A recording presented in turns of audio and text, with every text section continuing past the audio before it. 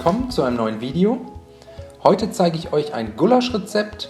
Allerdings bereiten wir das Gulasch nicht klassisch mit Rindfleisch, sondern passend zur Jahreszeit mit Wildfleisch zu. Für ein Wildgulasch eignen sich Reh, Wildschwein, Hirsch oder auch Hasenfleisch, am besten aus der Schulter oder der Keule geschnitten. Ich habe mich hier für 1 Kilogramm Hirschfleisch aus der Keule entschieden. Das Fleisch zunächst in mundgerechte, nicht zu kleine Würfel schneiden. Als nächstes das Röstgemüse vorbereiten. Dafür 2 Möhren schälen und in 1 cm große Würfel schneiden. Das Stück Sellerie ebenfalls in 1 cm große Würfel schneiden. Dann eine kleine Stange Porree in dünne Ringe schneiden. Die Champignons putzen und in Scheiben schneiden. Und zum Schluss die Zwiebeln abziehen und fein hacken.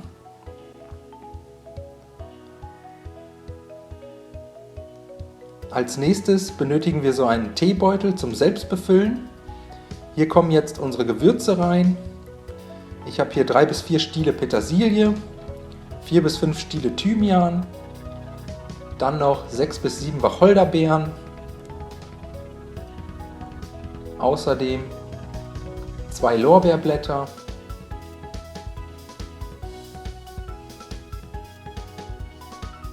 und 3 bis 4 Gewürznelken. Alles in den Beutel packen, die Öffnung des Beutels dann 1 bis 2 Mal umschlagen und jetzt einfach mehrfach mit einem Tacker verschließen.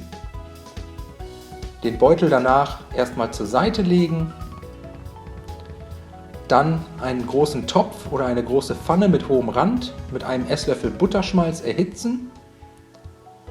Und sobald die Pfanne richtig heiß ist, das Fleisch am besten in mehreren Schüben in die Pfanne geben und rundherum scharf anbraten. Etwa 2 bis 3 Minuten. Hier empfiehlt es sich auch, keine beschichtete Pfanne zu benutzen, denn so können sich Röststoffe am Pfannenboden absetzen. Das Ganze gelegentlich mal durchrühren und dann das Fleisch aus der Pfanne heben und erstmal zur Seite stellen. Jetzt das Röstgemüse in die Pfanne geben und kurz unter gelegentlichen Wenden anbraten.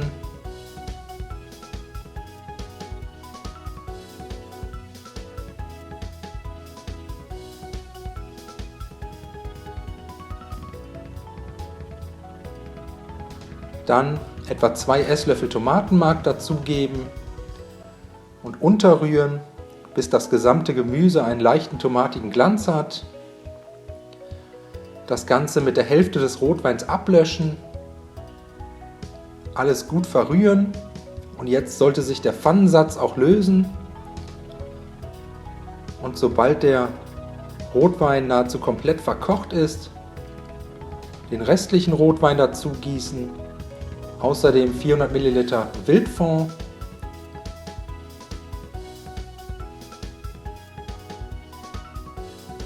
dann das Hirschfleisch wieder dazugeben,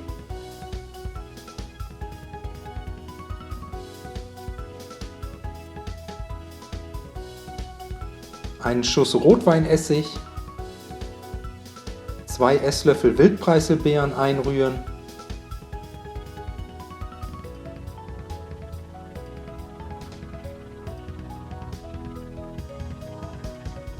und zum Schluss den Teebeutel mit den Gewürzen dazugeben. Das Ganze jetzt einmal aufkochen lassen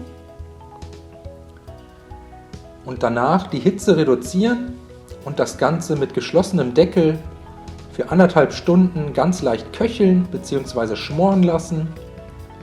Nach 1,5 Stunden den Deckel dann abnehmen, alles einmal kurz durchrühren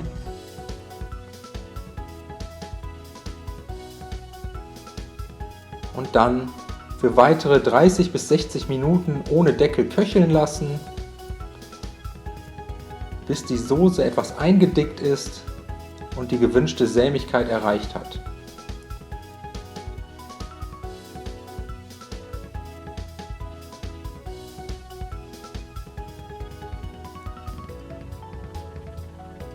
Das Fleisch sollte jetzt butterzart sein, sodass ihr es mit einem Kochlöffel ganz leicht zerdrücken könnt.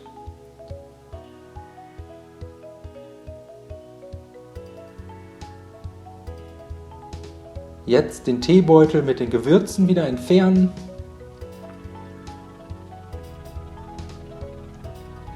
Und das Hirschgulasch mit 1 bis 2 weiteren Esslöffeln Wildpreiselbeeren und Salz und Pfeffer abschmecken.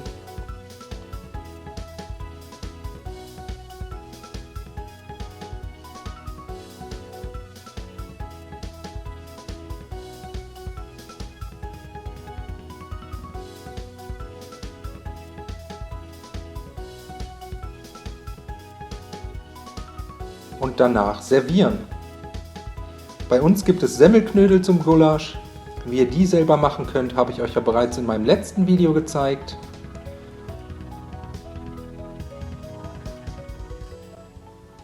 Das Gulasch dann noch mit 2 Stielen Thymian garnieren und dann sind wir fertig. Ich wünsche euch viel Spaß beim Nachmachen. Bis zum nächsten Mal.